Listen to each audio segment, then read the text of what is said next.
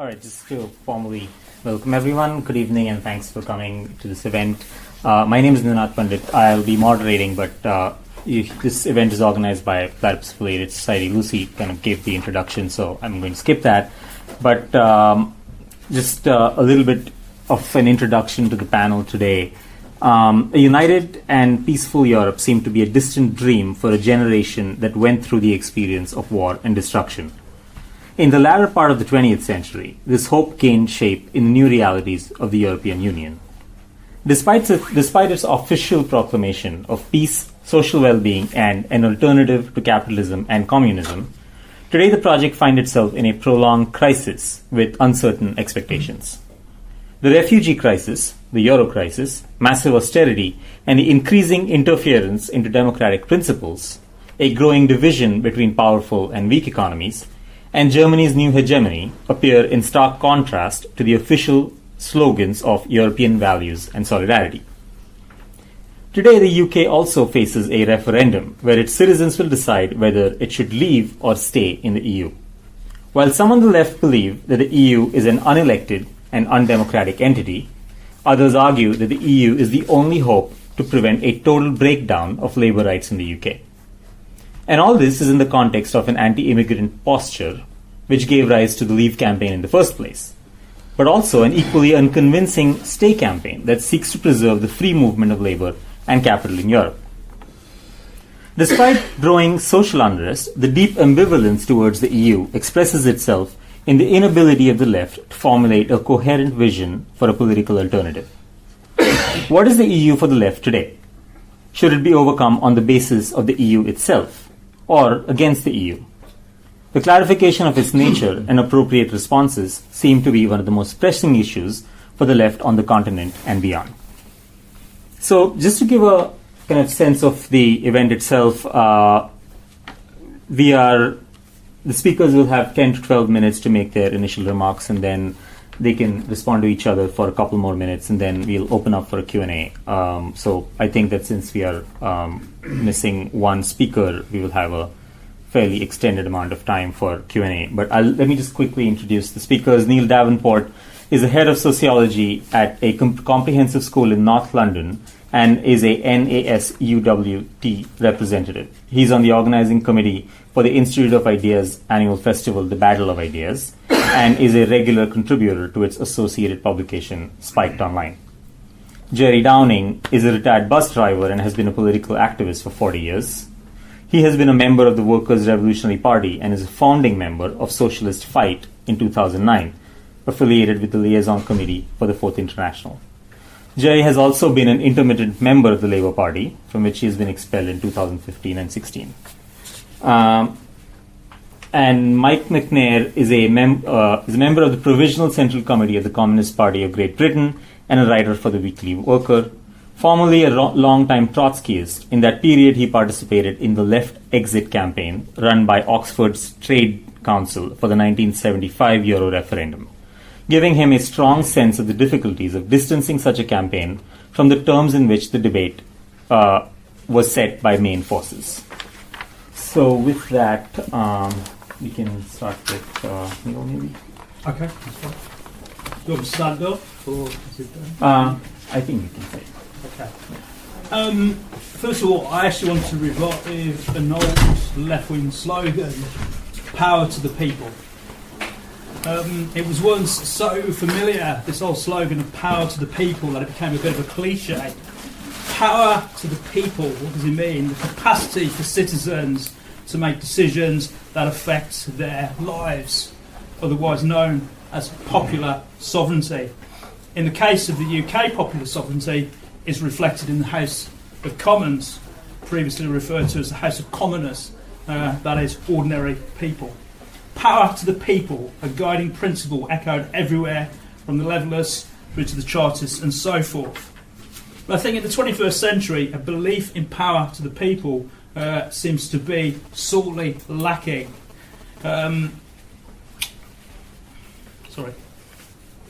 Especially amongst political leaders who you'd expect to fully support popular sovereignty against undemocratic forces. And I think if we just kind of bear that in mind at the moment, undemocratic forces versus popular sovereignty, I think there are three institutions that either threaten or manage to undermine popular sovereignty. They are the monarchy, they are the House of Lords, and they are the European Union. And so I think anyone who wants to extend power to the people and popular sovereignty in the UK in 2016, I think logically would like to see the following happen: the abolition of the monarchy, the abolition of the House of Lords, and Britain leaving the European Union, with the hope that this institution is abolished right across Europe. It's, I think, actually quite exciting that we have the opportunity to smash the status quo and to dismantle a profoundly undemocratic institution on the 23rd of June. I briefly actually want to explain why the EU is an undemocratic institution that undermines popular sovereignty. I mean, a couple of debates I've been to on this issue, it doesn't always quite explain why the EU is undemocratic, it's just sort of assumed. I think, firstly, the body that passes and enforces European law is known as the European Commission. It is headed by 27 commissioners and a president. The commissioners are not democratically elected by citizens of EU member states. They are appointed by the member states together and the president, who decides on their portfolios. Now, obviously, European citizens can vote in the European Parliament, and MEPs are directly elected every 5 years. But the European Parliament is only a scrutinising assembly, and it's not a legislator. I think it's a bit like if David Cameron appointed life peers in the House of Lords, and then they decide what the laws of the UK would be, free from any electoral scrutiny in terms of citizens in the UK.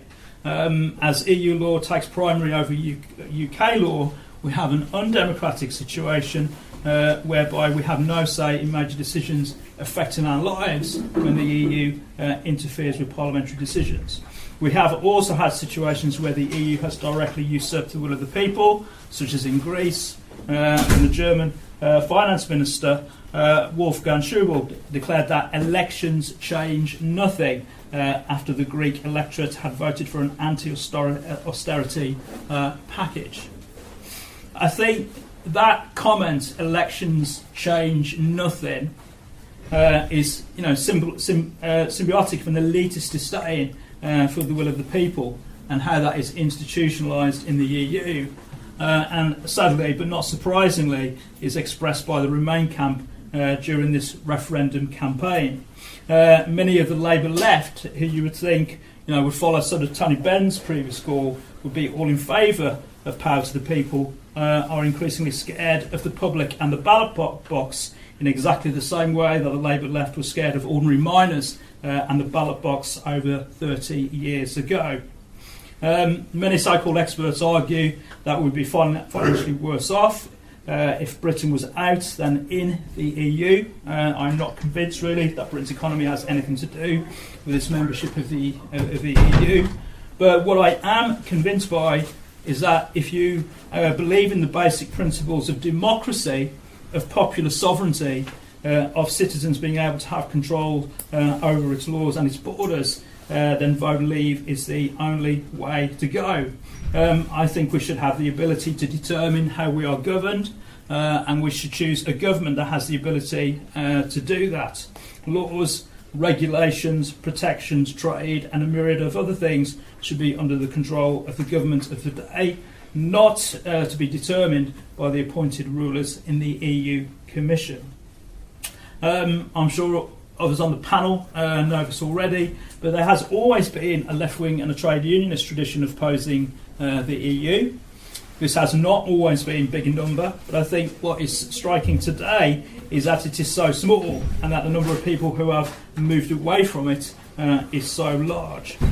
It appears to me that this shift away from an anti-EU position is motivated by fear and a desire to play it safe. Although, to be honest, I think both sides of the campaign have done a fair amount of scaremongering themselves. And it's something that I think has characterised almost everyone who has spoken out and said that they want to remain. Why step into the unknown has been a key theme in the campaign to stay in the EU, which I think is a really negative campaign that has not expressed any positive vision for the future.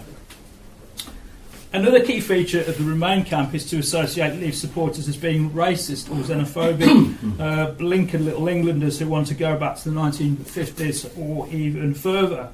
As it's been demonstrated in the last couple of weeks, members of the Labour Party have openly written off older white voters as somehow being pathologically prejudiced against foreigners and thus not worth talking to. It does strike me when Remain take that strategy that for them the appeal of the EU is not to be sort of fellow citizens of indigenous British people who they see as awful. There's a belief that anyone who is foreign is automatically perhaps more enlightened and liberal than fat and old white working class, and I'm not just talking about myself. This was a view put forward by the comedian Mark Steele a while ago, wherein his solution to immigration was to replace white football fans and have them replaced with skinnier immigrants. And I think far from being enlightened, race and immigration is the right-on face of class hatred, and the Remain camp have, I think, indulged that to a spectacular degree. But still sticking with that on the issue of immigration, because I'm sure this is going to come up in the debates this evening, I think the issue of the EU and free movement is actually quite a fanciful one to make that claim. The free movement arguments around the EU ignores how the European Union discriminates against non-EU citizens. For citizens in the third world, it is viewed as a white man's club, not a bastion of free association and free movement. As it happens, I am in favour of free movement of people, and I've always been opposed to immigration controls, but that is an argument that has to be won with a sovereign people, and I don't think it should be imposed by an unelected body. The fashion, I think, for demanding open borders today has within it a desire to undermine national sovereignty, and with that, the will of the people. Well, I'm going to finish on, I think I've rarely been in favour of keeping the status quo, and that is definitely true, I think, in the referendum vote taking place on the 23rd of June. I will be voting for a change, for democratic control, for extending the power of the people, and I hope that you will consider doing the same.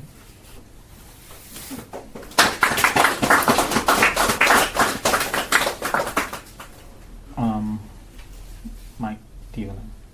You want me next? Yeah, sure. Okay. Right.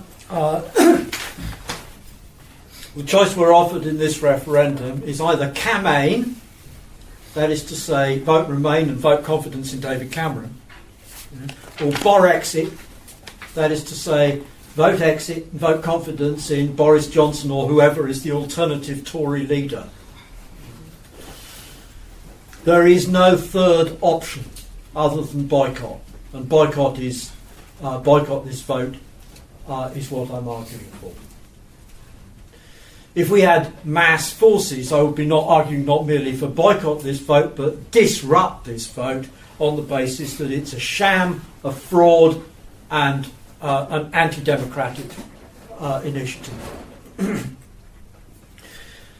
The fact that it forces a choice between two unsatisfactory options, it's an unsatisfactory option to vote Remain on the terms of this proposal, on the terms of the EU as it is. It's unsatisfactory to say vote Remain. It's equally unsatisfactory to say vote exit in the circumstances of the 21st century.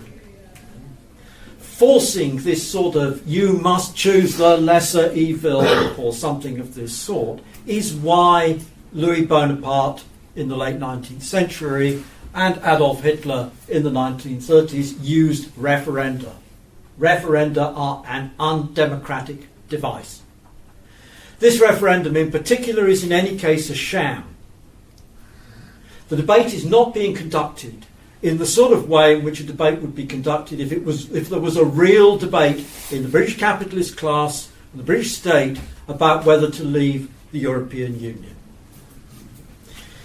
The referendum was promised by David Cameron in order to do down UKIP in the last general election and to placate his backbenchers. And it is being used, in addition, to try and steer the Labour Party into a trap which will result in a large UKIP vote among white working class voters in the next general election. This sham character is visible in the complete ridiculousness of Cameron's renegotiation. It's visible equally in the fact that the government did not introduce, as it could have done, a sovereignty act to insist that EU legislation was not binding in England unless it passed constitutional scrutiny by the UK Supreme Court. That's already the law in Germany. So it's not a question they cannot do it because EU law prohibits them from doing it. They cannot do it because they're keeping ammunition in their pocket. If the vote goes for Brexit, there will be a renegotiation. There will be some more rabbits pulled out of hats. There will be a sovereignty act, and Britain will remain in the EU fundamentally under the existing terms that are on offer. All that will change is the leadership of the Conservative Party.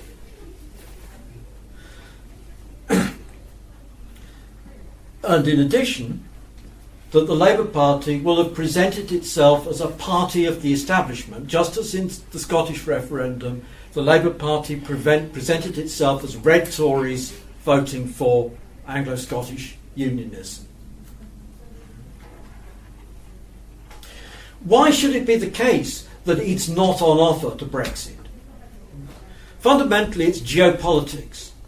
British entry into the European Union was a demand made by the United States, a requirement of the United States, following the Anglo-French defeat in SYRIZA and the intervention of the United States against the SYRIZA operation. It was delayed for 10 years, for more than 10 years, because Charles de Gaulle understood perfectly well that British entry into the European Union would serve the interests of the United States in keeping control of Europe and preventing the formation of a European state. Once de Gaulle fell as a result of May 68, and indeed in May 68 the US intervened against de Gaulle using troops. Once de Gaulle fell, Britain could join the EU, and the direction in which it has pushed the EU is enlargement towards the East, towards neoliberalism, towards a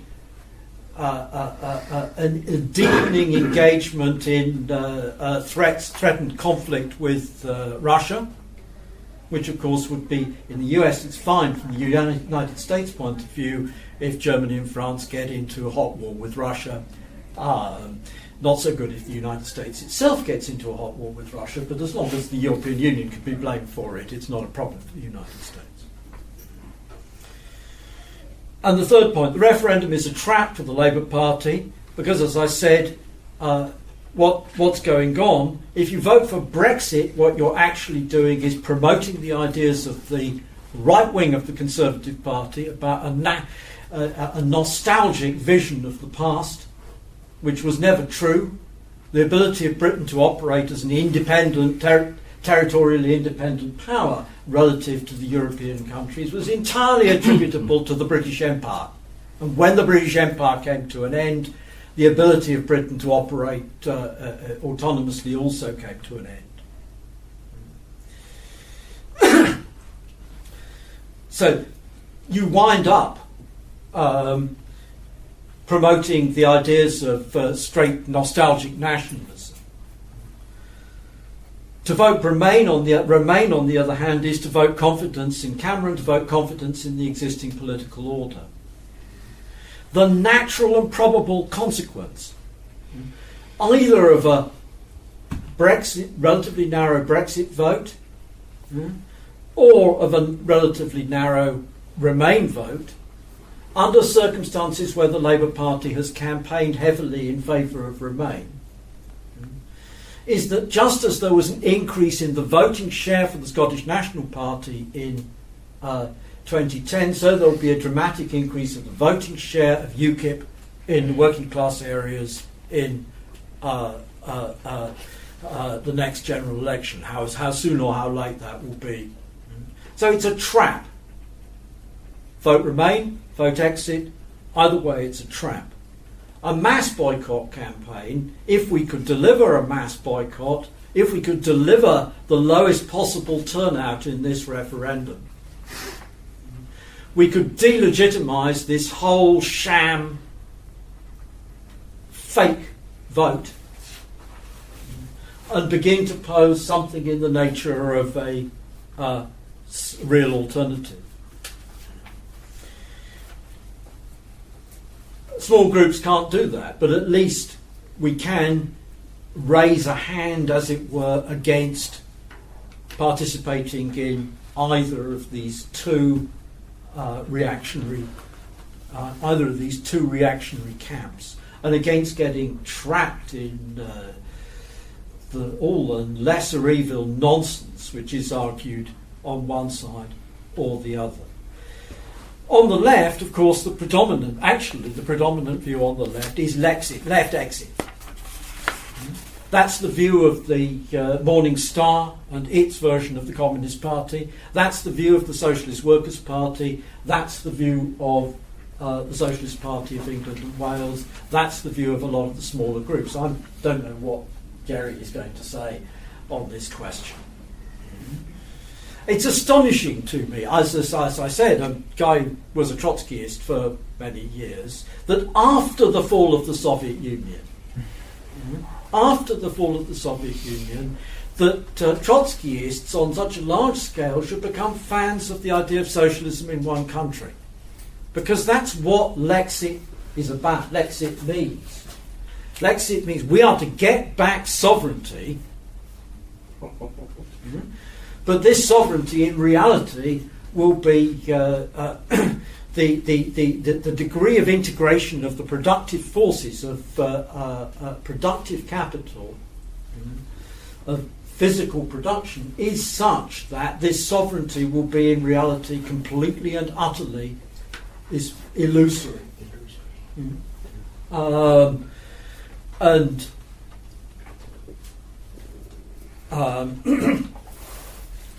So let me be clear. Let us suppose that real Brexit was on the agenda. There was a real debate in the British working class about Brexiting, in the British ruling class, was really debating the question of exiting the European Union, was really proposing to exit and reclaim sovereignty, and that it was really the case that we were about to see Nigel Farage as Prime Minister, or somebody of that character, then on the whole, I think I would probably be, under those conditions, voting Remain. That's not where we are. Because I would be, under those conditions, voting Remain, because what voting Exit would actually mean would be for Britain to break the alliance with the United States of America, a tactic which would be more or less immediately followed by the removal of the exemptions from anti-offshore legislation which applied to the operations of the City of London under US law, which would have the same consequence for the UK in practice as the Dutch breaking their alliance with Britain in the 1780s did for the Netherlands, which is, the picture is famous, the potato eaters. The loss of a country which had been a manufacturing and transportation world dominant power had become a parasite, living off financial services during the course of the 18th century. When the financial services tap was shut off by breaking the subordinate alliance with the UK, the Netherlands became, for 40 or 50 years, a really seriously impoverished country. The UK could expect, under those conditions, to become a really seriously impoverished country. Certainly no step could be taken towards a socialist or communist alternative. Steps towards a socialist or communist alternative need to be taken at least on a European scale, possibly larger than on a European scale, but at least on a European scale. So, Lexit is hopeless. Remain is equally hopeless because it's simply endorsing the status quo. Boycott offers us a small alternative to say neither you nor you. Okay.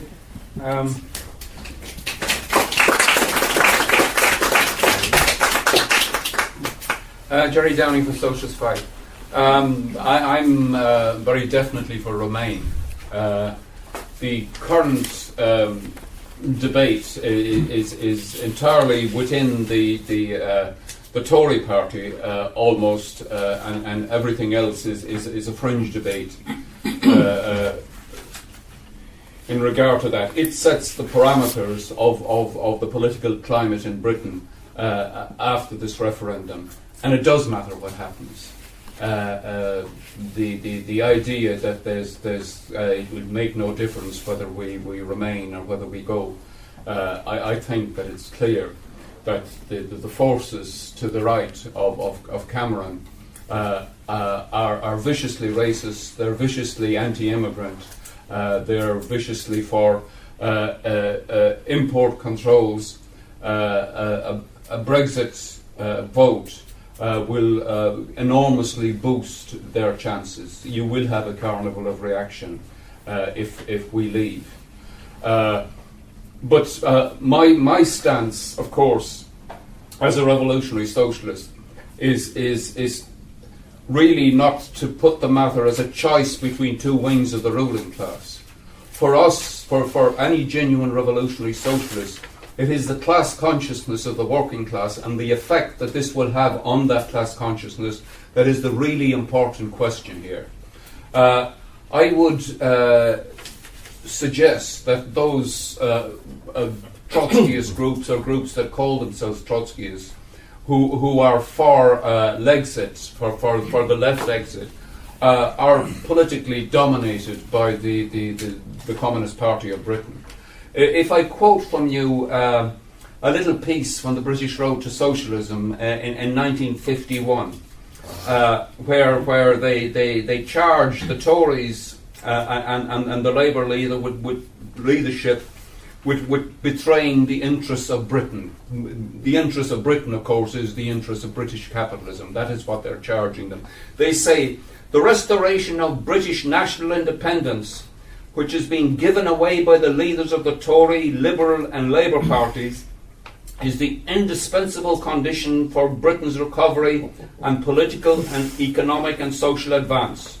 The Communist Party declares that the leaders of the Tory, Liberal and Labour parties and their spokesmen in the press and on the BBC are betraying the interests of Britain to dollar imperialism. Our call is for unity of all true patriots now, to defend British national interests and independence. That is a complete abandonment, of course, of all class politics. That is a popular front collapse. And moreover, in an imperialist country like Britain, defending the national sovereignty of an imperialist country like Britain, in fact, defends the right of British imperialism to exploit its colonies and semi-colonies. That is, in fact, what it defends. So, if we take another leading advocate of the left exit, which is the RMT.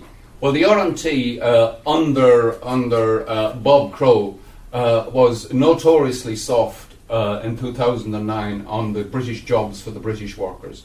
British Jobs for the British Workers was a great campaign. The Socialist Party supported it.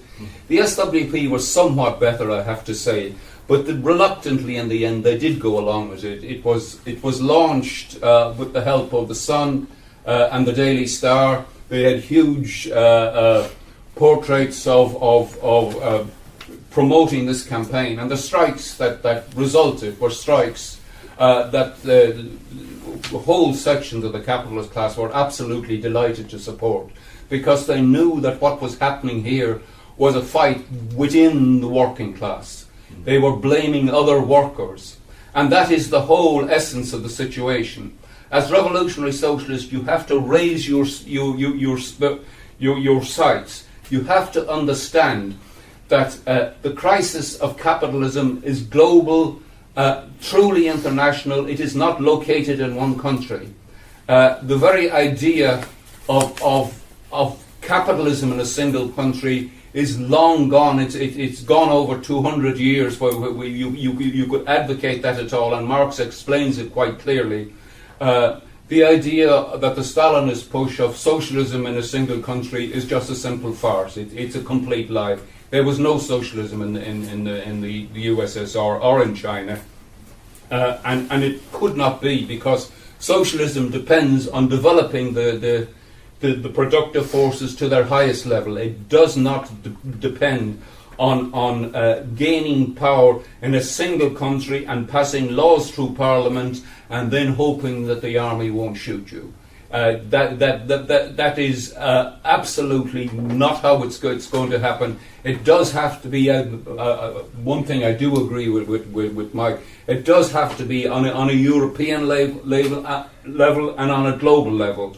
And the whole basis of the Brexit campaign is to inculcate into the minds of the British working class that your enemy is the immigrant, your enemy is the foreign imports. For instance, if we take the case of British Steel in Port Talbot, and we want to stop the Chinese dumping their steel, did anybody say to the workers in Port Talbot, look, the Chinese steel workers are facing the loss of 1 million jobs? Is not that the people that you should be talking to, rather than ganging up with your own ruling class against workers internationally? That is the question. Similarly, in Spain, there are massive shutdowns of steel factories in Spain. We should be appealing to those steel workers for solidarity with the workers in Britain. You may well make the case that that it is the lesser of two evils. You're choosing between an undemocratic European Union and an imperialist British state, and in a certain sense that's true. But one of them is definitely a very much greater evil than the other one. The effect on the class consciousness of the British working class, I insist, is the only criterion for judging this referendum, and in practical terms, the people that are going to gain by that Brexit on any basis are the far right of the Tory party, the small capitalists, the most reactionary sections, and of course the fascists are of course of that nature as well. Those are the sections that are going to be influenced. Those are the sections that will get the wind in their sails. The Socialist Workers' Party tell us how great it would be if we could get rid of Cameron. Well, did you ever hear about it, the frying pan into the fire? You know, what's going to come after Cameron? Is it like the Socialist Workers' Party welcomed the fall of the Berlin Wall? Wasn't that great that we got rid of these nasty Stalinists and the Berlin Wall fell? But the Berlin Wall fell to the right and not to the left. It fell to imperialism and not to the working class, and that was a significant and major defeat for the working class.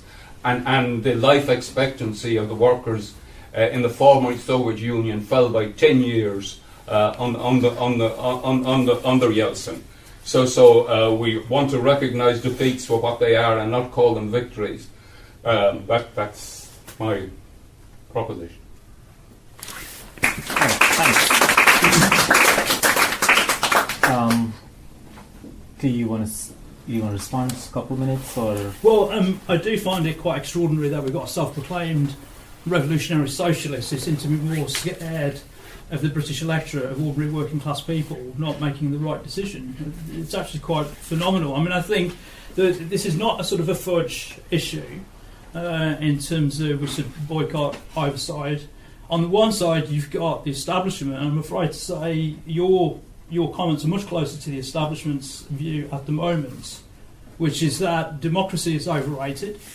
The people cannot be trusted because I've just voted UKIP, which both of you have alluded to already. And so therefore, the more that we can minimise ordinary people's capacity to make choices over who governs them, the better, because we know, look, these stupid people are just going to vote Cameron, they're just going to vote UKIP.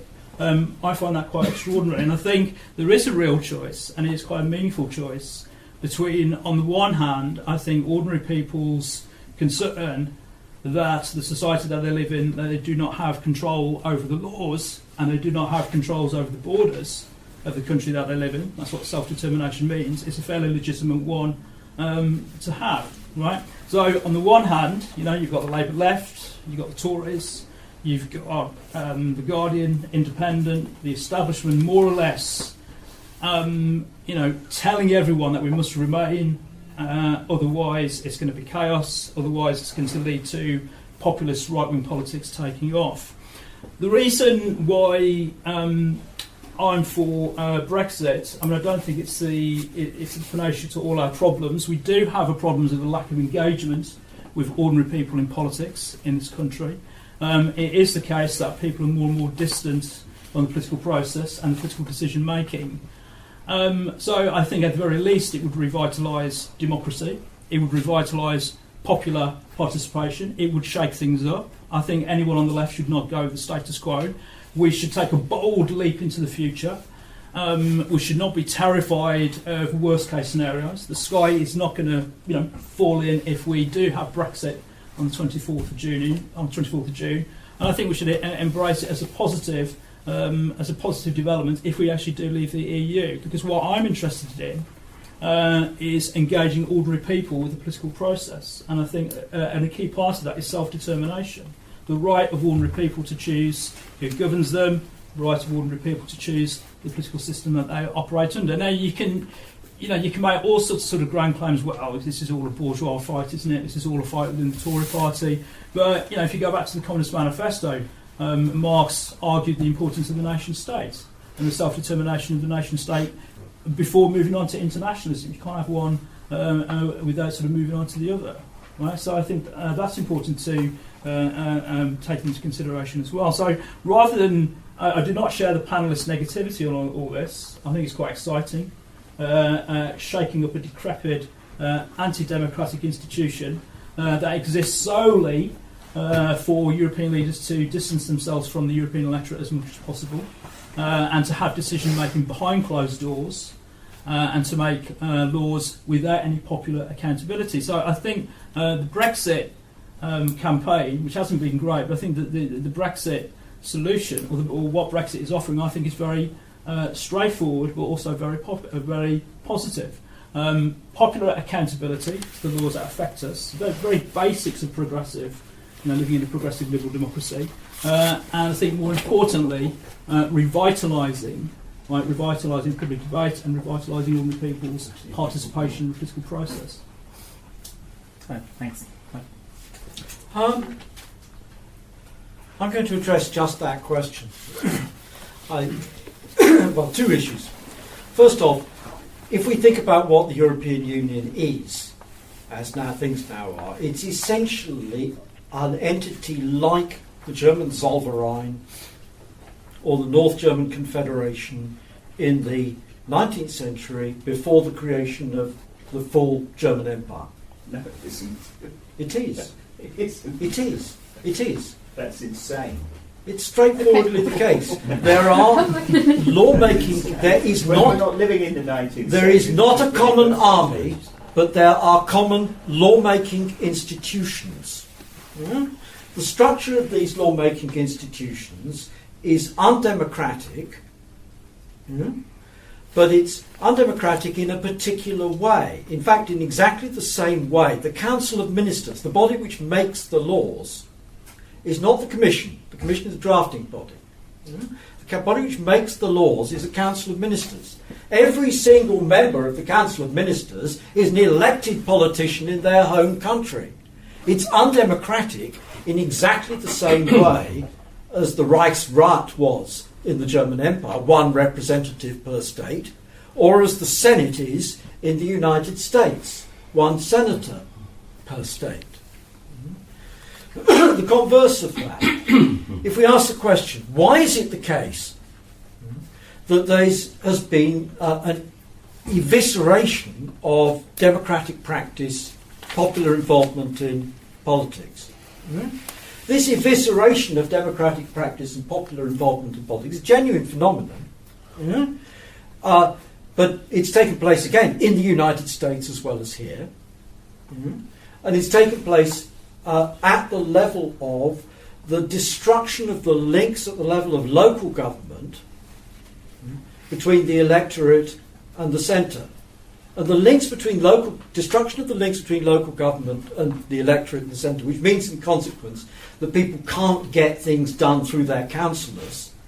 And that destruction of the links between local government and the centre, which has resulted in it's not worth being active in political parties, is bugger all to do with the European Union. It has two elements to it. The first of which is the level of monopolisation of the press and the extent to which voice is excluded other than voice which exists through the official media. And the second is a judicial review of administrative action, in particular judicial review of local government action, and the extent to which the judicial system is corrupted by the free market in legal services. Those things, those developments which have taken place over the period, during my period of political activity, but they haven't taken place because the European Union has taken power away from the UK. They've taken place because the UK state has reoriented itself to take power away from the directly elected instances, and indeed we have it going on right now. And of course Cameron is the people to Cameron's right are I think I'd call them nostalgic chauvinists. They have this sort of image of an imagined British past, which is monochrome white, suburban, etc., etc. But actually, they aren't to the right of Cameron. Cameron is the guy who is pushing for the full privatisation of the British education system. Cameron is the guy who is managing the NHS in such a way as to run down the NHS with a view to pushing for full privatisation of the health service. So I think it's a mistake to imagine that this is the problem of democracy is a problem of democracy versus the European Union. Okay, I'll be brief. Power to the people, popular sovereignty, the will of the people. Well, these are phrases that are not ever used by Marxists. Marxists don't use phrases like that. The people that use phrases like that are our left populists. Think about people like Eva Peron and things like that. The will of the people, the will of the masses. The people are divided, of course, into capitalists and workers, and there's a sharp class differentiation between the people. David Cameron and the Queen are the people, and the poor worker, he is the people, or she is the people. These are terms that if we want to make any step forward at all in an understanding of the modern world, we must get rid of phrases like that. Of course, we have the emergence here of right populist forces. I mean, Farage is a right popular force. He appeals to the working class. He would do stuff to the working class. If we remember the history of the rise of Nazism, there were the Strasser brothers who appealed to the working class in Germany in the late 20s and early 30s. And wanted a pact with Stalin, actually. He was such a workerist character.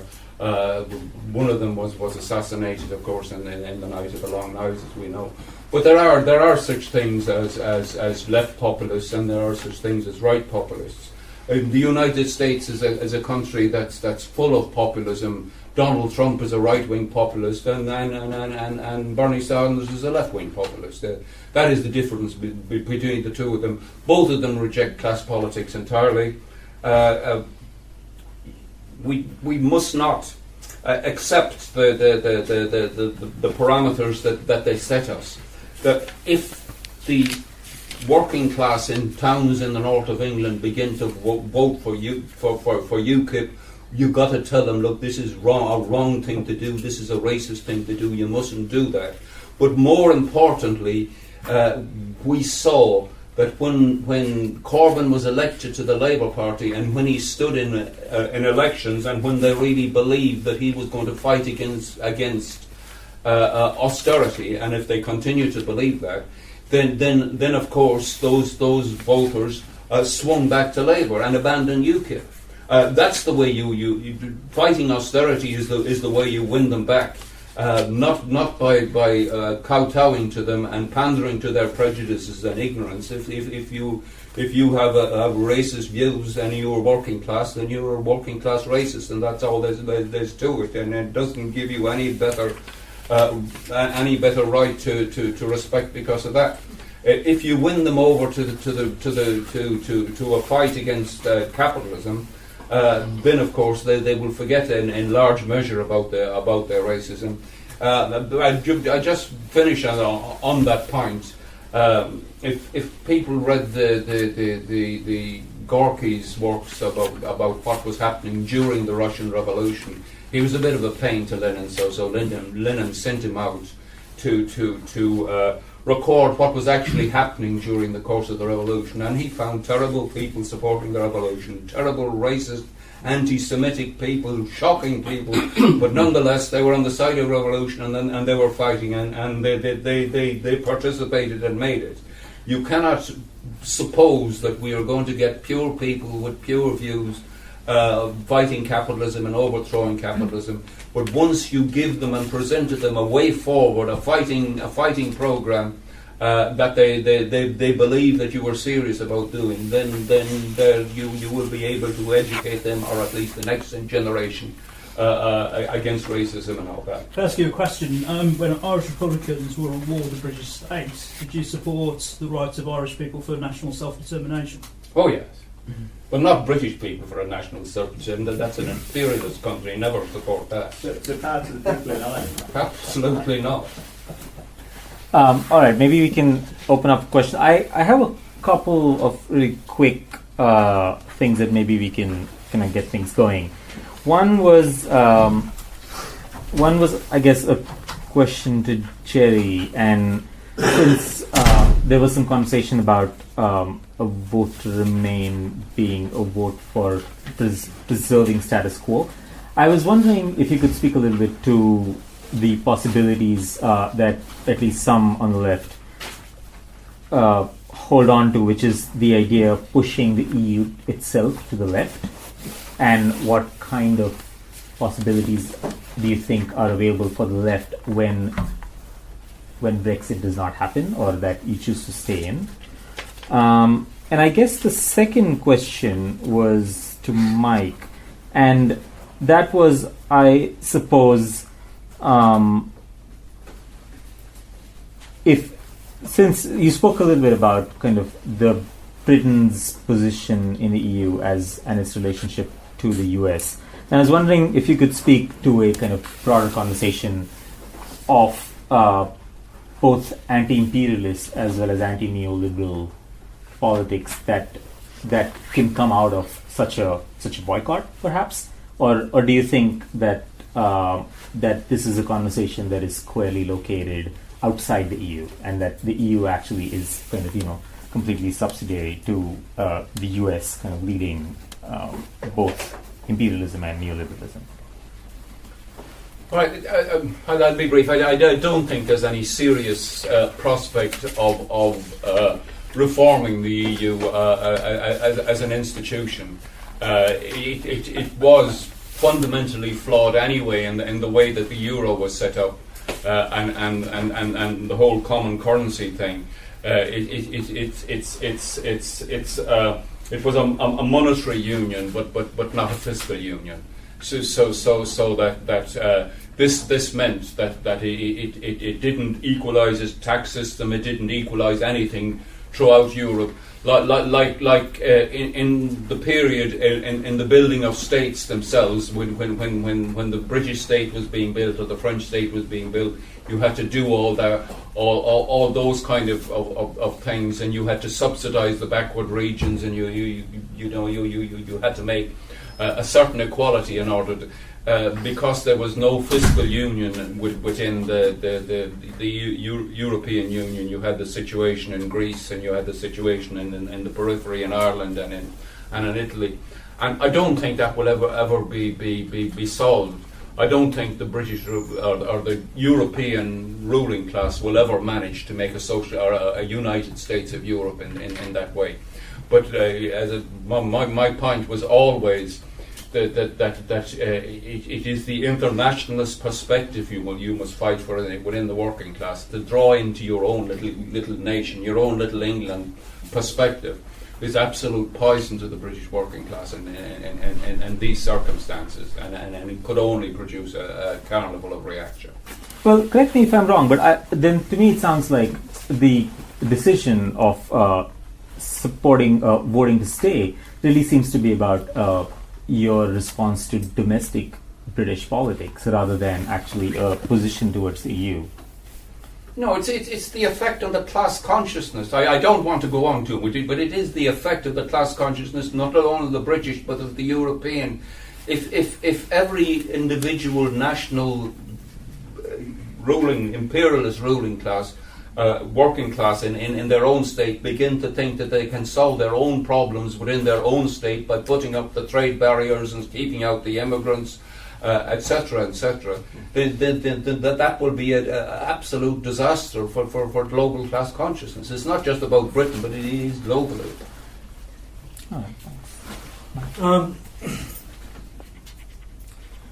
Anti-imperialist and anti-neoliberal. My understanding, in terms of neoliberalism in the European Union is neoliberal because neoliberalism is written into two recent treaties, which are treaties of Maastricht and of Nice. Oliver Wendell Holmes famously said of the US Constitution, the Constitution does not legislate Mr. Herbert Spencer's social statics, which was a free marketeering document of the late 19th century. The European Union Constitution does legislate Milton Friedman's monetarism. That said, however, since it's treaties and fairly recent treaties, under the right circumstances, that the treaties can be overthrown. And there is no more problem, in a sense, making fundamental reform in the European Union than there is a problem making fundamental reform in the United Kingdom. You referred to the monarchy, and we're equally concerned with the House of Lords, which we've been unable to get rid of, and so on and so forth.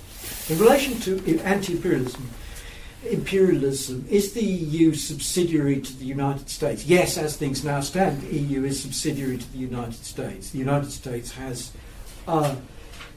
operations in the EU which have the same effect as the operations which the UK had in the United States before the American Civil War, that it makes the EU unable to act independently of and against the sanction of the United States. That's the present situation. Is it a great idea to get rid of that? Well, the problem with that is actually if you get rid of it, then it really would become the case, as the Socialist Workers' Party fears, that voting Remain would be supporting an imperialist rival to the United States and setting us on the road to war. In reality, the reverse is the case. Voting for Brexit would facilitate the European Union mutating itself into an autonomous rival of the United States. And as an autonomous rival of the United States, it would in fact be forced to act increasingly, just as we can see with the relations between the United States and China, with Chinese overseas investment, with the increasingly visible significance of great hand chauvinism as a factor in political life. Even if the European Union had an anti-imperialist in any sense, I must admit I think it's pretty goddamn sceptical whether the European Union was ever really a pacifistic project or an anti-imperialistic project or any of these things. Even if it wasn't, then just as the United States spoke anti-imperialist language all the way down to the point at which the Civil War emancipated it from British tutelage, and immediately afterwards became a colonising power. So the European Union, if it was fully emancipated, which would take big events, would be an imperialistic rival to the United States. So either way, it doesn't make any odds. All right. Do you wanna? Could you introduce yourself for the recording? Yeah. Stan Keeble. I'm from Labour Party Marxists.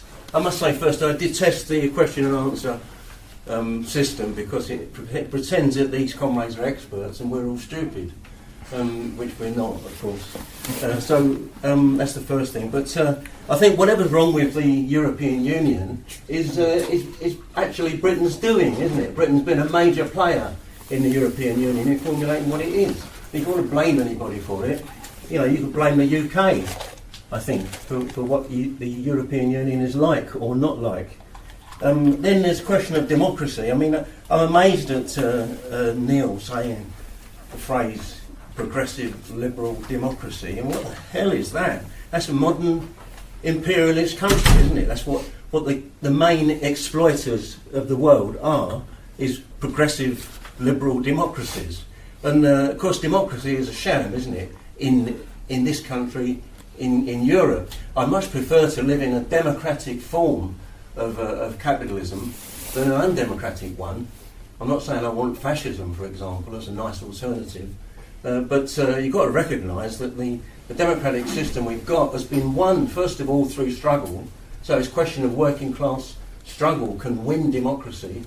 The capitalist class wasn't interested. Democracy was a dirty word as far as the ruling class in Britain was concerned, and in America was concerned, up to turn of the century, 1900 and a bit longer, into the 1900s. All right, I'm gonna stop you now. I'll let these people respond though. Like really? if you have a question, then Are you kidding? Well, I'm not, because I think. Oh, you want a question? Well, oh my God. Well, yes, please. Okay. Yes, please. Well, I got one or two. Yes, but that's I mean, great. I was trying to make some points on it. I'm sorry, but it is a question for Mike, isn't it? All right. How on earth do you get is democracy generated by capitalism, right? Or is it won by the working class? And the issue here with this referendum, I'm for boycott, right? But the issue for this referendum is where is the working class pole? Where's working class politics? And it's not with Cameron, it's not with Boris. That's the point. And if we're going to, you can democratise the European Union, not smoothly and nicely, but if the working class is united across Europe with its own programme, they can win everything. And the same applies to Britain. The only difference is we've seen a number of countries where you've got the democratic will of the people is very obvious, and they're not allowed to do it, are they? In Greece, in Spain, in Portugal. Don't be silly, right? Talk about democracy being the way out for Britain, then we'll get the same treatment if we were not to toe the United States line. There's a question for Mike, which is just plainly, why does the United States want Britain in? I think you've already answered it, actually. Do you want to try that, or should I take some more questions? Let's take some more questions. Yeah, let's get a couple more. Yes. My problem is I also have a couple of comments.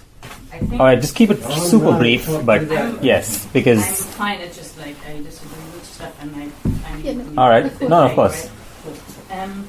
So first thing I think what hasn't been on the table yet is that, or what only brought in like at the sidelines, that the EU is based on a calculation, not firstly by the US, but by EU member states to wanting to get something out of that state bloc, by counting on to, as an EU, as that formation in the world, be stronger and as part of that to play a more important role in the world.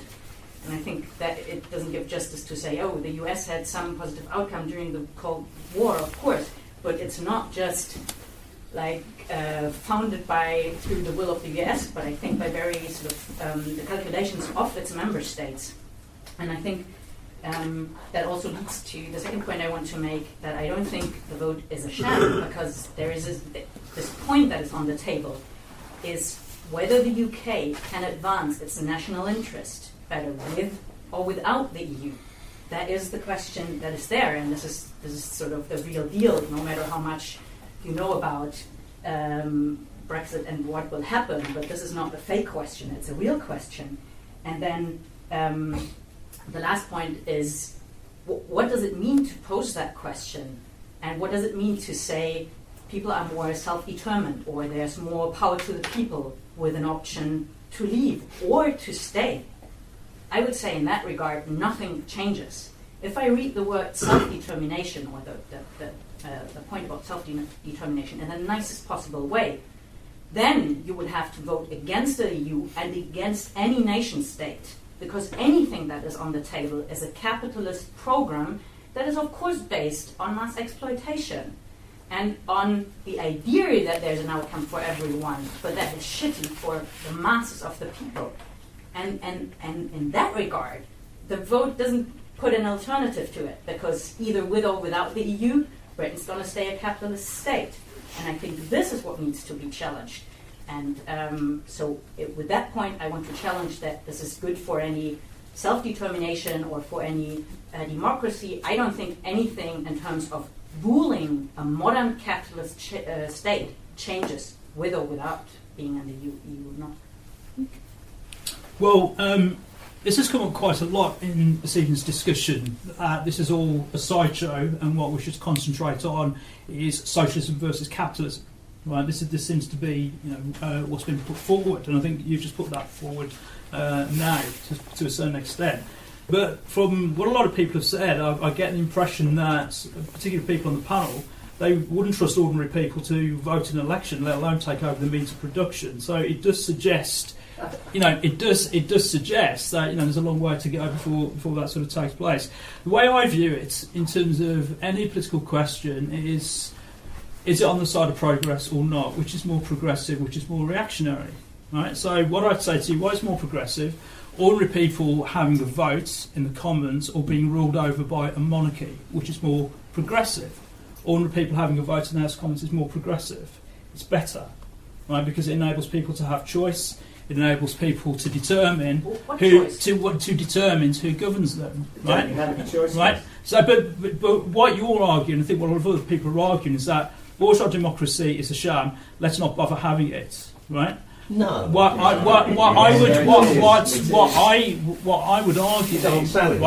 would argue is that liberal democracy, and this is the issue that is under scrutiny today, we're not in a situation of workers' democracy versus the capitalist market. We are looking at the issue of liberal democracy combined with popular sovereignty versus institutions that want to undermine the will of the people. That for me is the side. That is for me the side of progress. Now, would people in this room be against the suffragettes on the basis that women's position in society is not going to improve if they get the vote? No, of course not. You'd be in favour of women having the vote because it pushes society forward. And for that reason, right, the abolition of the EU, Britain removing itself from the EU, pushes things forward.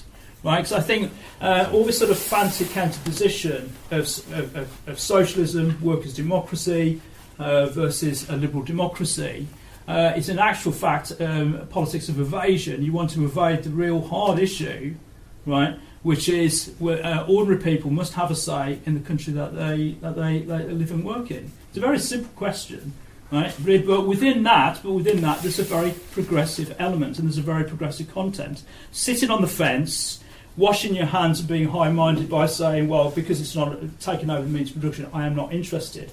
That is a complete evasion of history, and it's a complete evasion of politics that will take things forward. And I think, as I said in my introduction, Brexit is positive and it will push things forward because it's about engaging ordinary people with the political process. People on the panel seem to think are terrified of talking to ordinary people because they think they're going to be UKIP voters. Or they like David Cameron, just absolutely outrageous. You can be as high-minded as you want, but you actually sound anti-working. All right, okay. Can I move? Just telling lies. That's Can I move that we ban the top table from talking now until the end of the meeting, and that we give the people in the room? I'd like to hear what they think. I mean, they need to come here to at least let's take some questions. 2 minutes each at the end of the meeting. I want to hear what. Let's take some questions at any rate. Contributions. Yeah, I mean, we do actually want to hear what you guys think, and because we have curated a panel here where you have different perspectives, but we absolutely want to hear from you guys too. I have one question that is okay. So, what would there be a step forward? So, Mike mentioned steps forward, or the possibility of what a step towards a communist or socialist Europe would look like. And I just wanted to hear from all of you, and maybe on this point about the question of democracy too. Would a bourgeois United States of Europe in a kind of American federal state sense be a progressive move compared to what we have now in the EU? Why does the left not seem to argue for that? But you're excluding the audience again. You're asking the top table, okay, and it really is the custom in democratic meetings that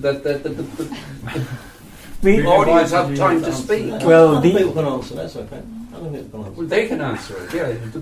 I think. No, I'm not answering any more until the end of the meeting. That's absolutely not. Okay. Does anyone else absolutely want to answer? undemocratic thing to do? Let the audience speak. Well, we have plenty of time. The audience will get to say what they want. Well, they're not getting to say at all. We're getting it all to say.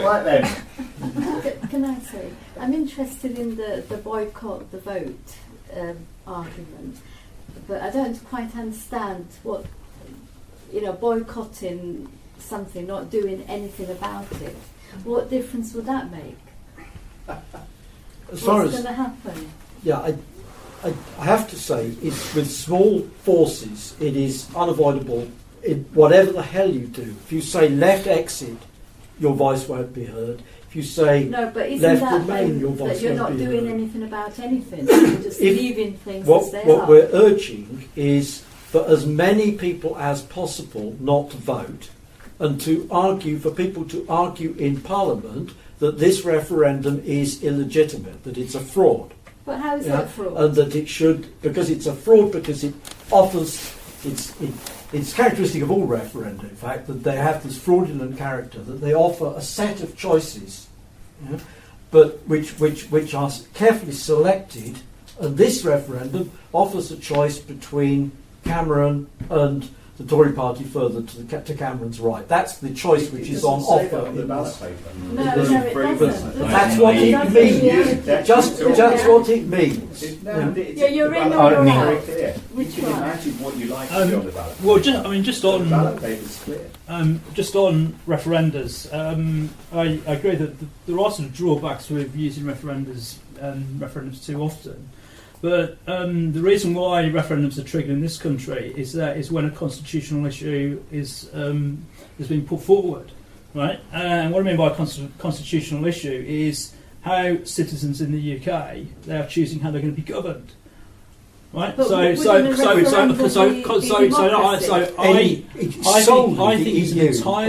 it's an entirely right. Not any other constitutional issues is asking the people how would you like to be governed. We didn't put the Human Rights Act to a vote. Right, I think that is progressive. Agree that that's a democratic right. All right. Does anyone want to respond to Lucy's question? Well, otherwise, what are you going to do? Does anyone want to respond to Lucy's question about the United States Oh, Well, we put forward, and we have been putting forward. We have it. It's all available on our website. We put forward a series of proposals for a radical democratisation of the European Union on the basis of a sovereign EU. We have proposals for this, for a sovereign EU Parliament. We think that would be a big step forward. And a sovereign EU Parliament, the EU Parliament is in fact elected. The objection which you make to the EU Parliament is that the EU Parliament is merely a revising body and not a non-actual, doesn't have the power of initiative. Yeah. It wouldn't be to do this would be a lot more democratic than the United States of America, because the United States of America has a body like the Council of Ministers. It's called the Senate, and the Senate not only is gerrymandered in the sense that it's 2 people per state, but it's also, on top of that, imposed this requirement of 60% majority, or else you can filibuster anything out. So it's a supermajority of a supermajority. It's an undemocratic structure of exactly the same sort as the present European Union's undemocratic structure. Last night Cameron, he was talking about sovereignty, and he said sovereignty is just control. And how I look at it, it's a control of where best is capital served. Is capital served better in Europe, or is it served better, in a nation? That's the argument of capitalism. So for me, that we talk about this democratic voting procedure, okay, which really is what you are voting for under sovereignty. Is you're voting for your own subordination. You're voting for your own subordination under a voting process. Somebody said about the will of the people. It's all about the will of the people. It's about the will of the people being subordinated to the will of the state. And how we do that, we do this through the voting process. It's called gaining consent, isn't it? Well, it's like there's no real democratic procedure really. It's just, as Cameron said last night, sovereignty just means control. Control of the people, control of the means of production. Where is capital best served? All right, we'll take one more question. Yes. I find it very hard to engage because a bit the news that we're talking about the Zollverein and the 1951 Communist Manifesto and the Trotskyist position, none of which are an issue in this referendum, and the people's unwillingness to talk about the referendum and the 2 choices in the referendum, I think is a classic case of evasion, and really why the left has no impact whatsoever on this entire discussion, because they're all got these spectacles on, like 30 pairs of spectacles, one from 1975, one from 1951, one from 1795, and they can't see what's in front of them. And amazingly, there's no question on the referendum paper that says, do you think that Boris Johnson should be Prime Minister, or David Cameron? That's not on the referendum. The referendum only asks a very simple thing, European Union or not. And that's so clear. I'm astonished, really, that any sane person would think about this twice, because it's only this, is, do you think that the laws in the country that you're in should be decided by a constituent assembly elected by the people in the country you're in? Or do you think this should be decided by people appointed in another place, of which we're just a small subsection and have very little impact upon the political process taking part there? And people are talking about class consciousness. I mean, how many billion miles away is that? Is if you cannot defend your own vote, you cannot defend your own right to a democracy, then obviously you're never going to have any class consciousness. There's no way in a million years that people who don't respect themselves enough to think that they should have the right to cast a vote in an election to decide what happens in the country, those people will never make a socialist revolution, because they can't even defend the simple act of a formal democratic vote. Talk about turkeys voting for Christmas. vote Remain, you've got to be joking. I think you've really, honestly, the lot of you should give yourselves a big slap and try and wake up. All right. Besides that, does anyone? Quick, short. Yeah. It's damn all use, and this is why I talk about the damn Zollverein. It's bugger all use to try and say we're going to control our future, our destiny in Baden-Baden. But we don't live in Baden-Baden. We live in the equivalent of Baden-Baden. I don't want to control our destiny in Baden-Baden. The economy of the UK, right, is so integrated into the larger world economy that we cannot live without legislation made on a larger scale than the UK. The people who are proposing to Brexit are proposing to say we should go out of the European Union, which at least, and I agree that the Commission makes decisions behind closed doors, but at least the damn Court of Justice sits in public. They say you should go out of the European Union and work under the rules of the World Trade Organization.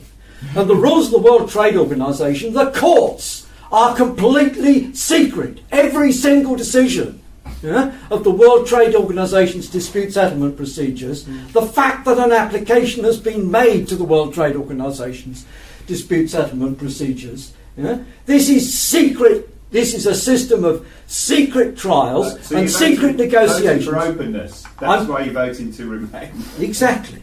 Yeah, is to vote indeed, but it's also a vote for the potential, of us winning democracy on a European level. If you can't win it on a British level, you can't win it on a European level. Oh, that's right, the opposite. Gerry, do you want to come back to it? Well, I don't know. I said I would, but there don't seem to be many other people coming forward very strongly. Well, it's just that it's a simple thing, isn't it? If you could get your proper bourgeois democracy, then you could go from that to socialism. That is just rubbish. Class politics doesn't work like that. A proper vote in a proper parliament for a proper House of Lords and a proper Queen, then we'd be fine, right? Well, it really doesn't work like that at all.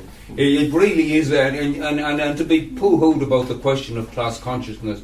The class consciousness, look, 40 years ago there was a small strike in Willesden, where I come from. Just a few Asian women went on strike. It was one of the most politically significant strikes in British history for raising its class consciousness, because the big battalions of the working class came and recognised that defence of the weakest sections of the working class is what makes a class, right? So when the class moves to defend its weakest section, now when it attacks its weakest section, it's being absolutely destroyed. So when it goes for its immigrants, and when it goes for its black workers, or when it blames the most oppressed, then it's disintegrating as a class, and it's falling to pieces. Yeah. It really is the absolute worst thing that could happen, that you would have this division in the working class, and that it should grow on the say-so of Nigel Farage and the far right of the Tory, and they are to the right of the Tory party. Obviously, they're proud of it. They say who they are, you shift the body politics of Britain significantly to the right if you vote for Brexit here, significantly. Well, I mean, just on that, I mean, you've repeated yourself again in terms of I actually don't trust the electorate to make the right decision, and therefore I do not want to engage with them. I'm scared of the outcome. I'm scared of the outcome of Brexit because they're going to vote UKIP. And to be honest, this demand to sort of ring fence any discussion of immigration is actually part of the problem. I think we should have an open and honest debate about immigration, about who is allowed into this country, whether they cause problems or not. I want to have that debate out. I don't want to say you can't talk about that, right? Because I think you're reactionary. I think you're racist. Why can't you talk to these people? Actually have that debate out. Right, rather than actually demanding. And you also think that unemployed workers should be further sanctioned under the system. And you wrote that in your blog. You think that unemployed people are treated and mollycoddled, and they should have their sanctions withdrawn further. So don't talk to me about reactionary. So that's not what this debate is actually All right, about. we'll take a few more. But when you throw the word reactionary about, I think I'm entitled to throw it back. Well, question for James, other James. Oh. Given that, that 1850 is too far back, can we go back to 2014 and talk about the Scottish referendum? What's on the paper? Do you want to be independent or not? It's perfectly simple. They said that if you want to be independent, you also get the Queen and the pound, except maybe you can't have the pound and you also get the EU. On the other hand, if you vote no, what do you get? Well, presumably you get the status quo, except when it looks like they're going to lose, suddenly the status quo is massive devolution. But then when they actually win, it's no longer devolution, it's everything's back to status quo ante. That is why you cannot simply say, well, it says this on the piece of paper. It's just like this is not critical thinking. Look at the Greek thing last year. You voted no to a horrible deal with the Troika. What do you get? An even more horrible deal. You cannot trust what's written on the ballot paper, James, unless you're a fool. This is how referenda work. Okay? It's beyond belief that given the last two referenda, I'm not talking about Louis Bonaparte, the fucking third, the last two referenda in European history, look what happened. Never mind voting twice in Ireland. And all that. Proud to be naive. All right, there's yeah, go ahead. Well, there's a few things. One is that for anyone coming from outside Britain to Britain, the idea that this is democracy and voting for giving more power to the House of Lords or the current system is actually respecting democracy is bizarre, to say the least. But I think an assumption is being made here that Brexit will actually happen, and no one in their right mind, including at least the right wing of the Conservative Party, are of that opinion. What we will get is a renegotiation. There will be a return to the negotiating table by the other part of the Conservative Party. And by the way, it is not this room or the speakers who are saying this is a debate between the two sides of the Conservative Party. I think if there is a unanimity in one opinion, it is that it's a debate within the Conservative Party. It has very little to do with Europe, with Brexit or anything else. We will get a renegotiation. This is what has happened in every other referendum that has taken place on this issue in Europe. And the country concerned gains a bit more, which is what Cameron went to the European Commission in the first place for. And there will be either another vote or a conciliation within the Conservative Party. So I think this whole idea that somehow voting Brexit will bring democracy is so strange. I haven't heard it from anybody else. Where have you been? Well, I'm quite flabbergasted that you actually think that, in the sense that you can't see the connection between Brexit and revitalising democracy in terms of putting power and decision making back with citizens in the UK, to put pressure on Parliament to make sure that Parliament introduces the laws that we voted for against an unelected commission, right, which has power over us and which has power over the House of Commons. So going back to your point earlier, if the EU introduced a law, right, give an example from a couple of years ago which came in, there's an EU law which says that arcade machines, you're not allowed to drink alcohol near arcade machines. I had no idea about that law. I'd be against that law if I was on holiday, right? Who is the European Member of Parliament I can vote off, right, to sort of change that law? I can't, right? That's what's at stake and that's what's important. So I think once again, it's the way that it's presented is that House of Commons law is why we're getting so worked up about it. Let's just stay with the EU. But again, it's a sliding scale of which is more progressive. I'm afraid ordinary people's capacity to choose who rules over them, ordinary people's capacity to elect MEPs, and they can vote off those they can vote against those MPs if they introduce laws that they are not happy with. That does not happen with the European Commission. So this sort of shrug shoulder, plague on both houses response is simply not good enough. There's a very clear, straightforward choice.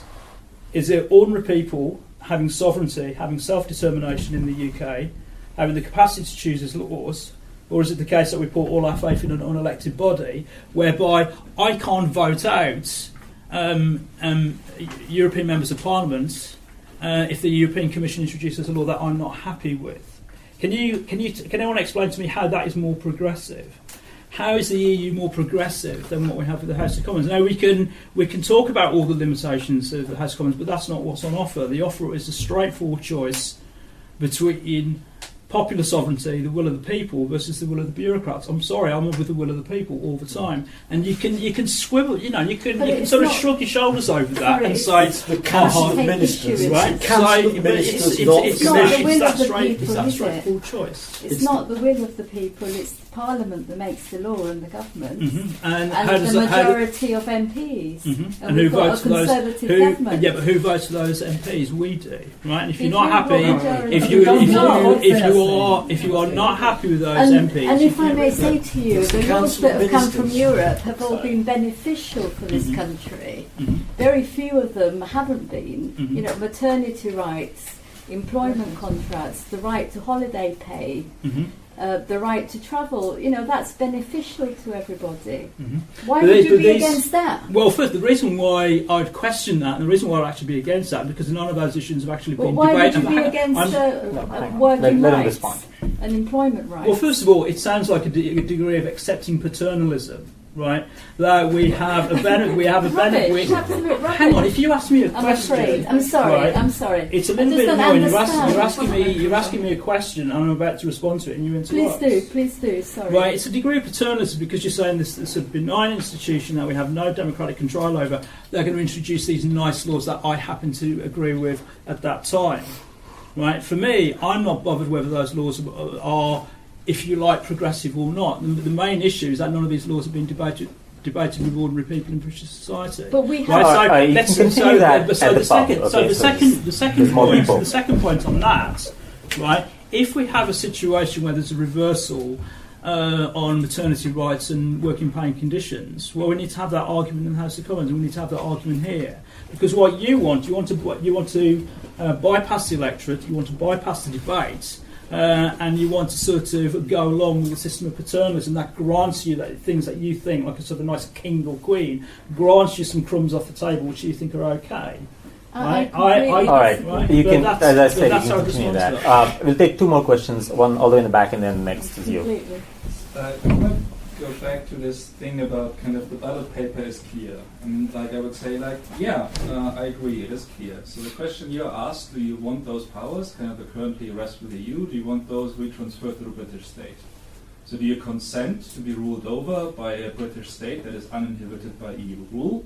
Or do you consent to rule by the British state that within the framework of the EU? That is what's actually on the ballot. And then this somewhat loud gentleman left of me, he kind of, as he pointed out, you can imagine whatever you want, kind of a ballot paper. And this is exactly what's happening here, and it's what you guys are doing. You're saying the ballot means kind of greater sovereignty for the people, whatever that means. It means kind of voting for Remain means voting against racism. It means kind of more democracy. Like you imagining, all of you imagining kind of what this ballot paper means. When all it means is, which form of domination do you consent to? That is the question you are asked, and you are asked to consent to either one of those two. And it's indeed true that everybody who is voting at election, they're having all kinds of ideas about what this means. Some people are voting for Brexit so that house prices come down. But afterwards they have no fucking guarantee that house prices will come down. But instead the government will be entitled to negotiate whatever deal kind of it wants to make in order to rule it over you more efficiently. And I think the problem of this debate is that you immediately jump into, is this beneficial or is this bad? So you're asking, is Brexit better or is Remain better? Or Lexit or however you want to call it. Instead of asking, what is Brexit? what is the European Union? What is a referendum? What is the right? Right? You throw this around. Do you support this right or do you support that right? Well, what is a right that a democratic state grants you?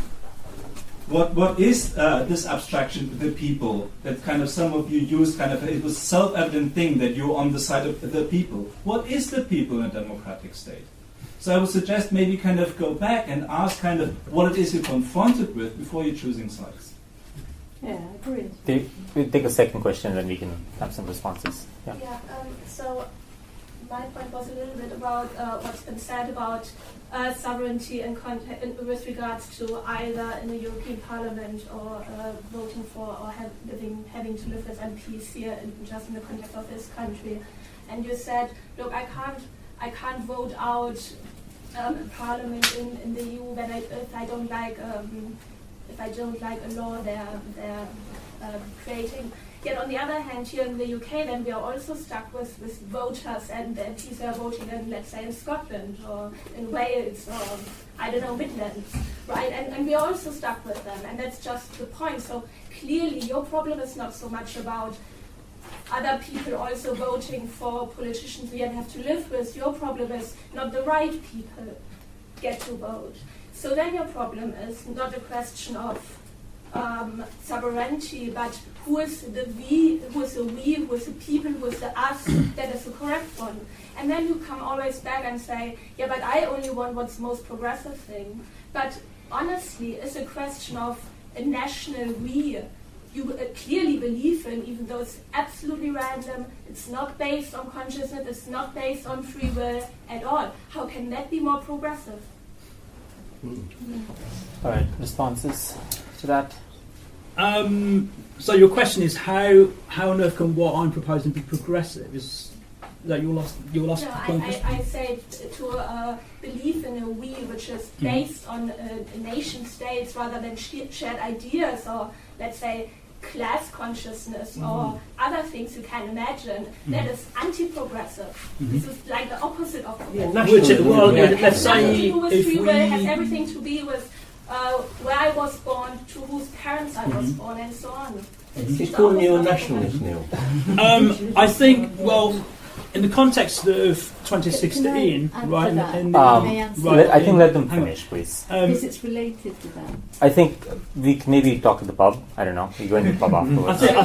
If you can bear in mind that in this country we have laws that have made, which is the equivalent of European laws. Okay, you've spoken a lot, so Rights Act. No, but on that point with bad laws, and you cannot sit in the front row and just have a conversation. It's really unfair to everyone who's asking questions. It is. My apologies. No, but as I said previously, if you have a situation where there are sort of terrible laws, and there are plenty of terrible laws. I mean, New Labour introduced 3,000 that I'd like to see removed off the statutory books.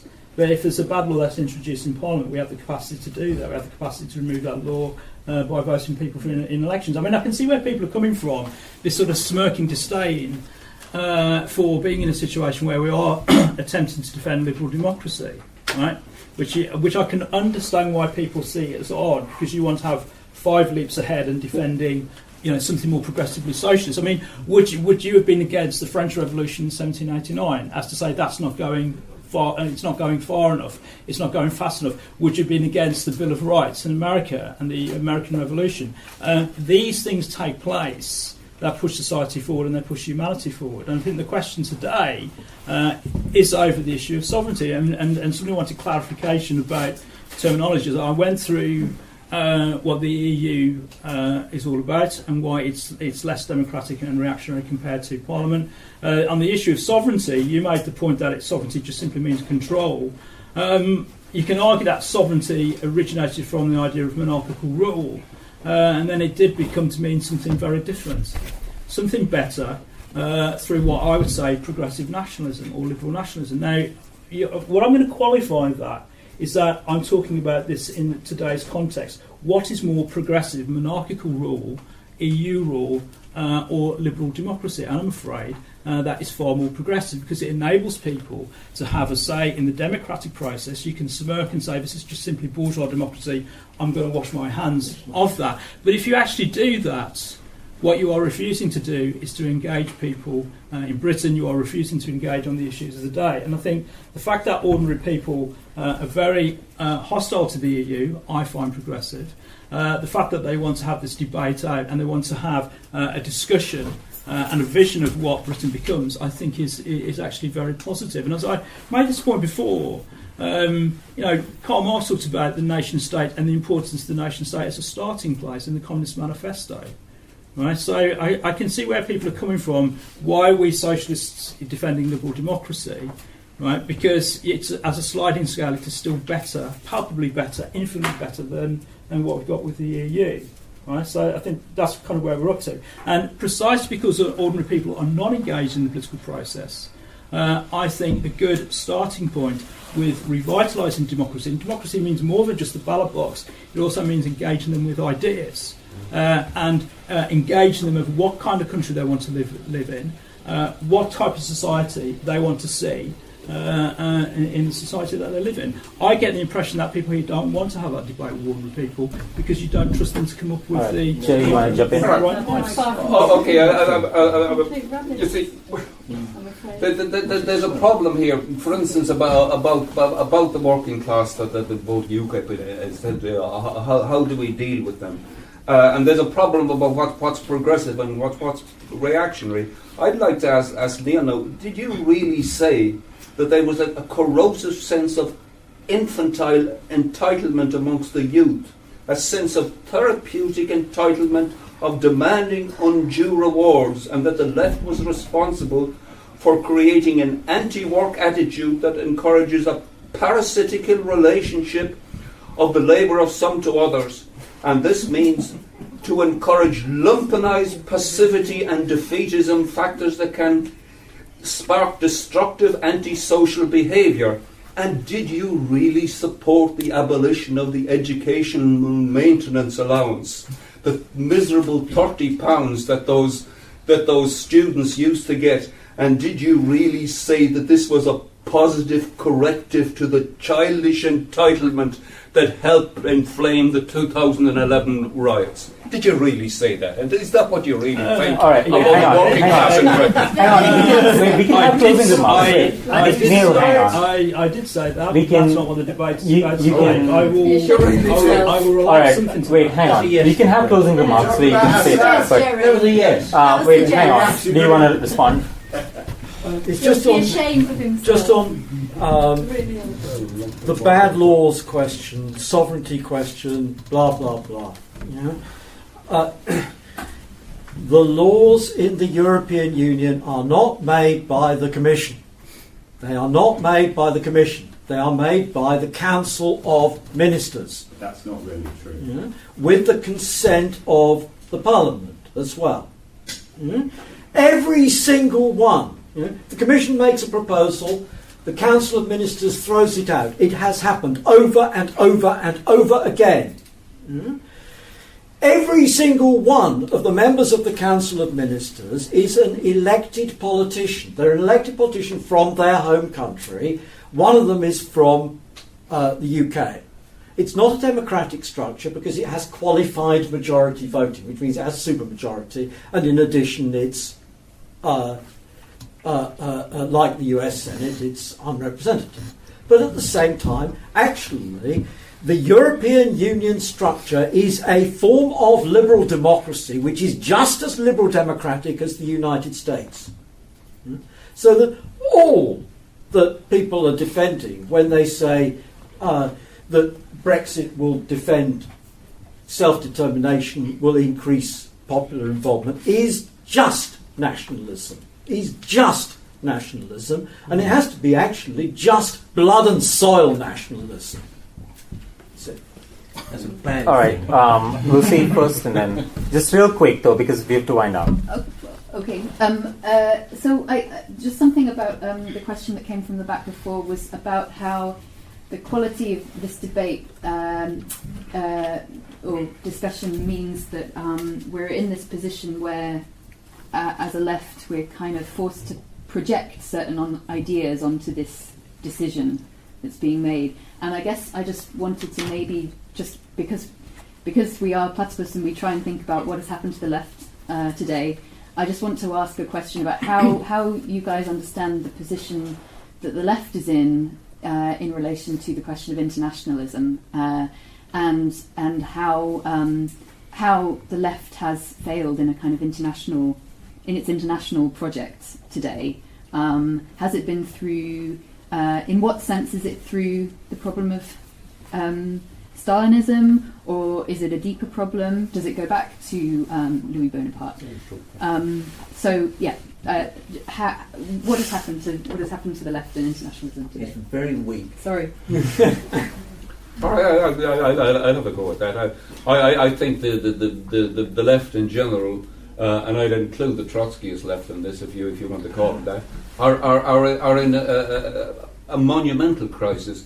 A whole section of them thought that the fall of the Berlin Wall was such a great progressive thing that they were celebrating with George Bush and the rest of them. They thought they had got a great victory. Whereas, of course, it was a great victory for the neoliberal agenda, which really powered forward after that position. There was a further degeneration of late since 2011. When the whole lot of the majority of the British left actually supported the campaign in Libya, they said that the Benghazi rebels were these great revolutionaries that was going to overthrow this vicious dictator Gaddafi, and that NATO was doing a progressive thing in helping these revolutionaries. And then they celebrated the revolution. And look at the state of Libya now; it's absolutely destroyed. And that's a revolution that they continue to defend. Similarly with China, with Syria, and then onto Ukraine, where the situation in Ukraine was you had a fascist-led uprising, and they all thought it was a revolution led by out-and-out fascists.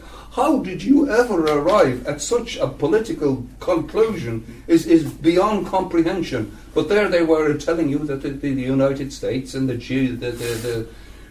rest of them, they're really bringing us peace and democracy and love, and these fascists are helping us to do it. So I think that's a huge crisis.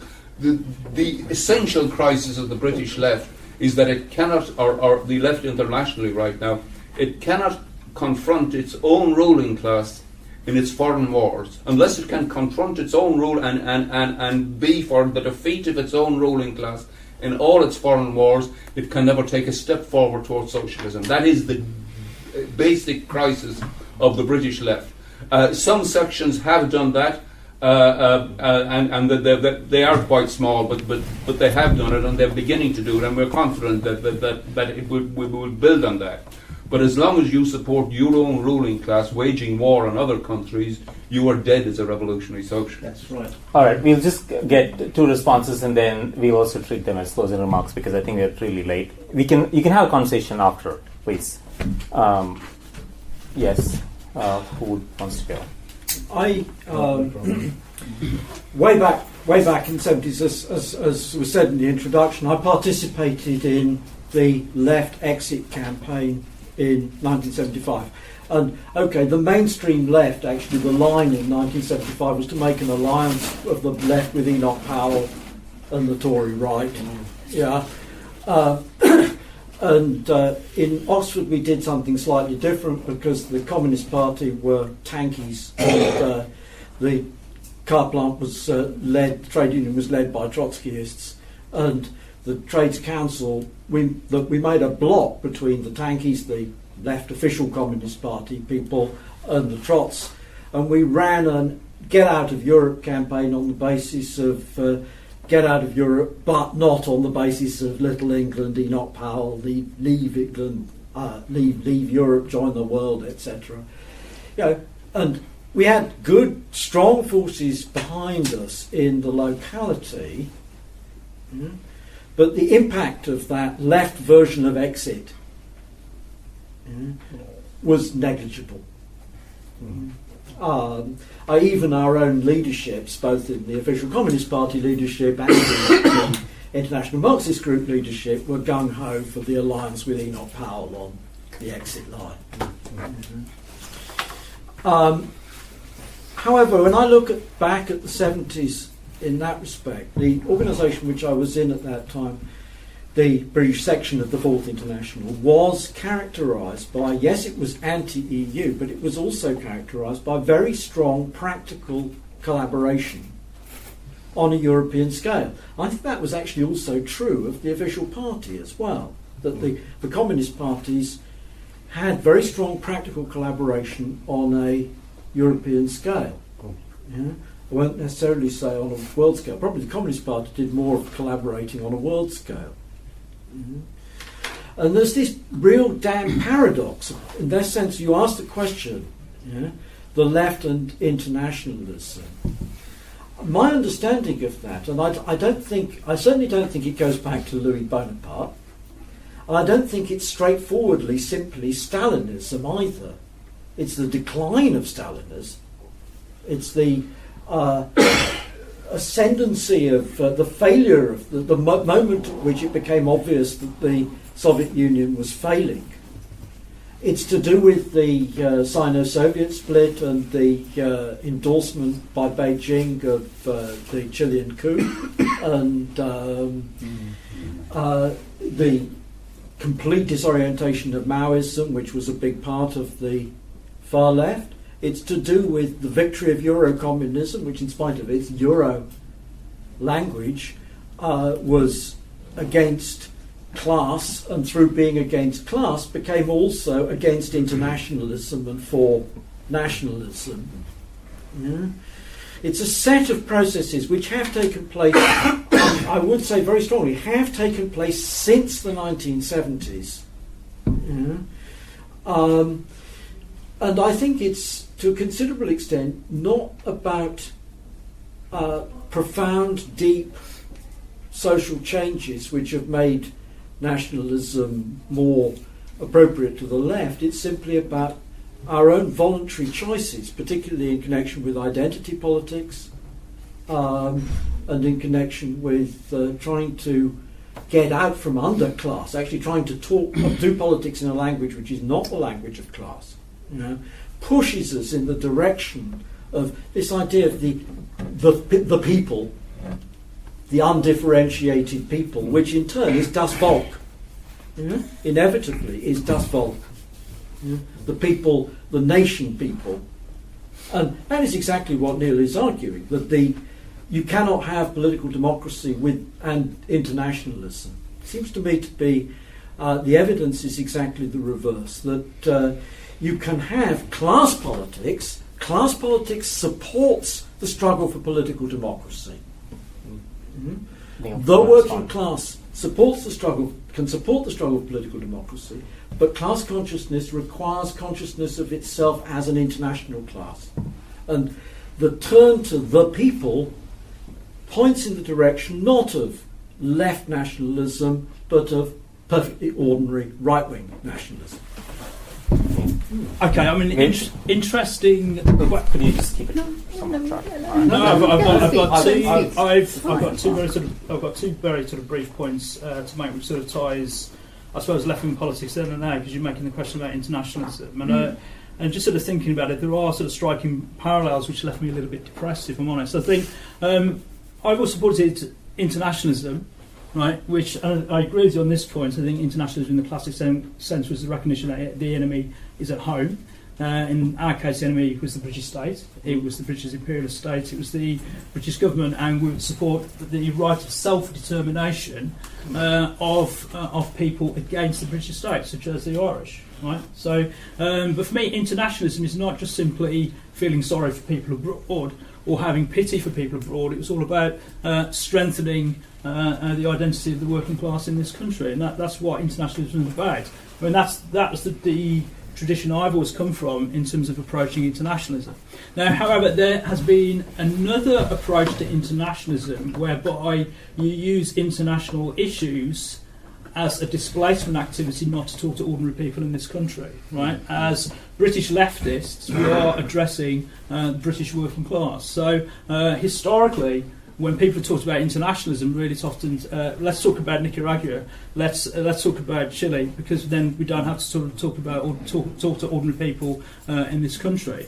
And I think this same displacement activity that was displayed in the 70s and 80s regarding the issue of internationalism, using international issues not to bother talking to the white working class down the road because they're probably racist, that same displacement activity is taking place within this discussion around the EU.